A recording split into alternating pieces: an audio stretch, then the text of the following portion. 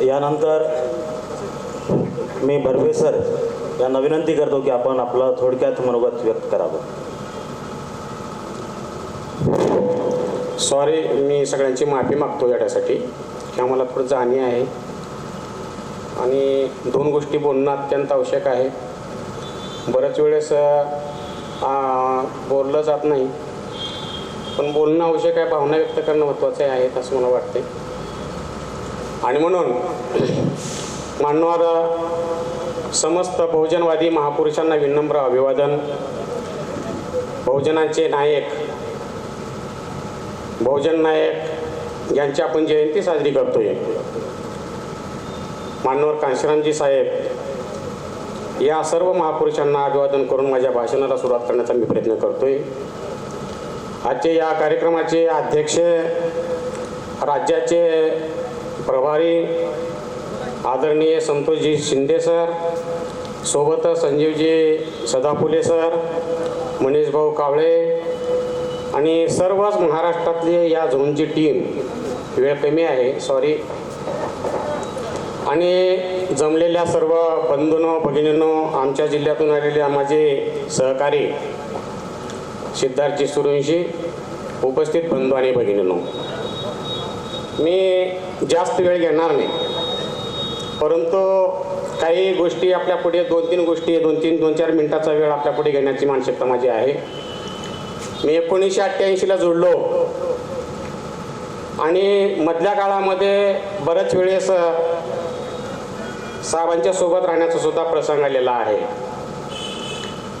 आणि साहेबांच्या जयंतीच्या निमित्तानं आम्हाला आता आणखी बोलावं लागतंय. हे आमच्यावरती वेळ आहे. मी साहेबांसाठी एक म्हण म्हणजे ज्याला शेर म्हणतो आपण, त्यांना आपण एक शेर अर्पण करूया. जो धूप में सहाय का तरफदार बनेगा, जो धूप में सहाय का तरफदार बनेगा, जो धूप में सहाय का तरफदार बनेगा, वही हमारे कबीले का सरदार बनेगा. आणि कांशीराम साहेब आमचे त्यांच्यासाठी हे शेर केलेला होता. साहेब खरंच सरदार या लोकांचे होते. साहब ने जो हमको जो रास्ता दिखाया है,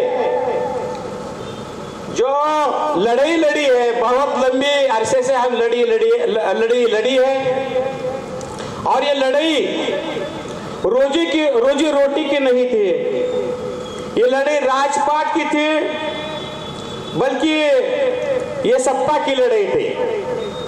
और ये सत्ता की लड़ाई साहब सतत म्हणायचे, ये सत्ता की लड़ाई बगैर कुर्बानी की जीती नहीं जाती है. कुर्बान झालं पाहिजे.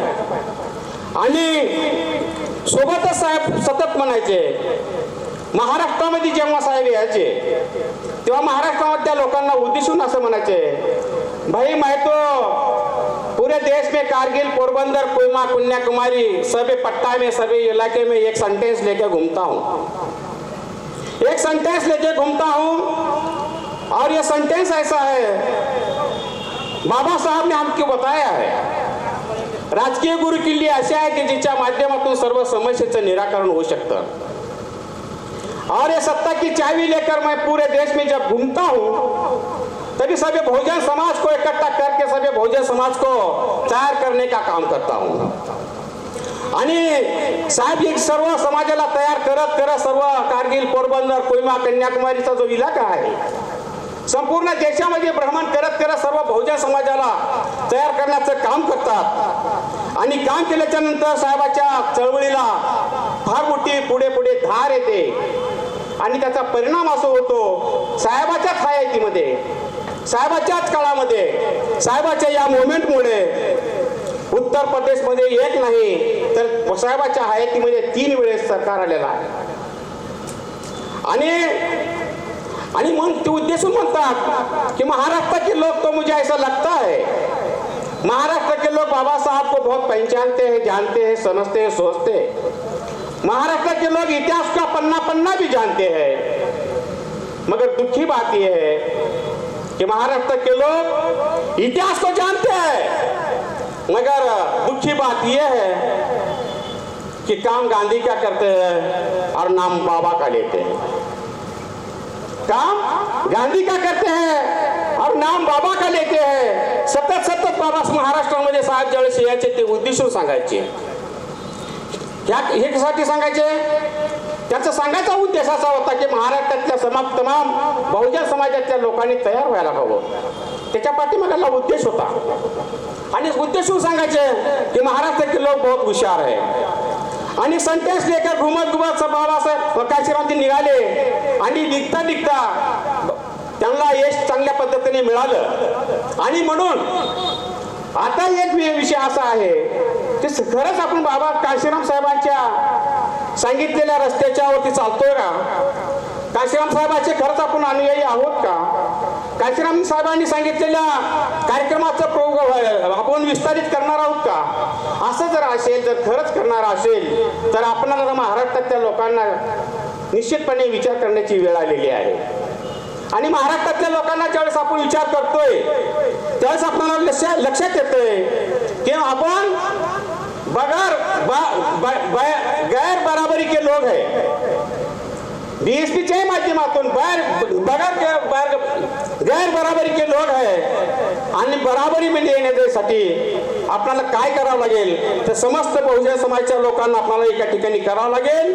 आणि एका ठिकाणी केल्याच्या नंतरच एक स्फोटक ताकद होणार आहे आणि खऱ्या अर्थानं काशीराम साहेबांची जयंती साजरी केल्यासारखं होईल असं मी या ठिकाणी मानतो. त्याच्यानंतर मला दोन गोष्टी आणखी एक सांगता येईल की काशीरामजी साहेब सतत दोन गोष्टीकडे त्यांनी लक्ष देत होतं. प्रत्येक कामामध्ये सात्यता, प्रामाणिकपणा, सात्यता आणि जे काम करतं त्या प्रतीची त्यांची भूमिका, प्रामाणिक भूमिका, या दोन गोष्टी जर असेल तर रिझल्ट येऊ शकतो. आणि हे रिझल्ट आणण्याच्या संबंधानं काशीरामजी साहेब सतत ह्या गोष्टी आपल्याला सांगत होत्या. आणि जयंतीच्या निमित्तानं फारसं काही बोलता येणार नाही. बोलण्यासाठी बरेच व्यक्ती आहेत आपल्याकडे, सिनियर नेते आहेत, तेव्हा मी काय फार बोलणार नाही. पण कत्ल से हमें क्या गम, हमने तो सर हाथों पे ले लिया है. दुश्मनों से क्या डरना, हमने तो घर दुश्मनों के मोहल्ला में ले लिया है. आणि म्हणून आपल्याला महाराष्ट्रामध्ये पाऊल ठेवल्याशिवाय राहणार नाही. अशा पद्धतीचे खूनगाठ आपल्याला बांधावं लागेल. आणि हे खूनगाठ आपल्याला बांधून बहुजन समाजाला तयार करून, बहुजन समाज पार्टी तयार करून आपल्याला चालावं लागेल. आणि जागोजागी आपल्याला रिझल्ट आणावं लागतील. नीला झंडा पददलितों का प्राण से भी प्यारा है, शासन करती जमात बनना जय भीम वालों का नारा है. जय भीम, जय भारत.